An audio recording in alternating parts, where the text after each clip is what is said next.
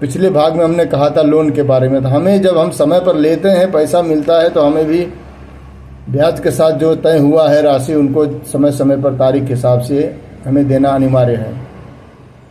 और हम यही जानते हैं कि अगर हमें हमारे घर की खुशियों को पूरा करना है, तो अतिरिक्त जिससे हमें कोई चीज़ की राशि ईएमआई में कन्वर्टिंग करना है, तो हमें 6 महीने के लिए अगर हम कर देते हैं, तो मान लीजिए हमको 180 या 220 रुपया महीना पड़ रहा है, तो 7 रुपये एक दिन का अगर हम भर रहे हैं और हमारे घर में किसी को एहसास नहीं होने देते हैं कि चलो भाई इस तरह हमने किया है, तो पर्याप्त होता है कि घर के सभी सदस्य खुश रहते हैं।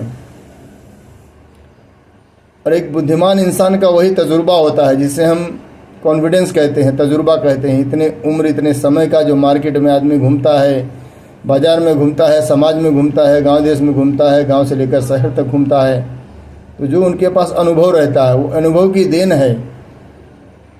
इसीलिए आदमी कहता है ना भाई, बड़े बुद्धिमान से वो अपना घर चला रहे हैं। तकलीफ़ है, लेकिन वो किसी को एहसास नहीं होने देते कोई आदमी दरवाजा पर दांत निकाल के खड़ा हो जाए कि भाई हमारा पैसा अभी तक आपने नहीं दिया। लेकिन कुछ लोग, पढ़े लिखे लोग, घर के सदस्य कहते हैं कि नहीं, ये गलत है, हम मानते हैं गलत है, हमारा पैसा ज़्यादा जा रहा है, लेकिन हमें किसी और के सामने अतिरिक्त कुछ मांगना नहीं पड़ रहा है, कहीं हमें सर नहीं झुकाना पड़ रहा है, कहीं हमें बेइज्जती नहीं हमें अपनी लेनी पड़ रही है। क्योंकि आदमी पैसा देता है भाई तो तमाम बातें सुनाता है, दुनिया भर की गिल्टी फील कराता है। तो भाई मैंने वो ज़िंदगी में नहीं सीखा हूँ।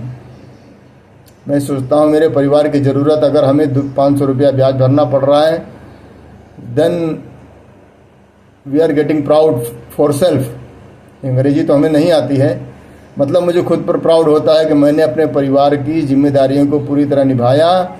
कोई बात नहीं अगर 200-500 रुपया हमें ब्याज भरना पड़ रहा है, तो हम भी अपने जगह पर सही हैं, घर वाले भी सदस्य सही हैं। कितना हमें अतिरिक्त ब्याज हम क्यों पे करें भाई? जब हमारे पास नहीं है तो हमें ब्याज भरना पड़ेगा।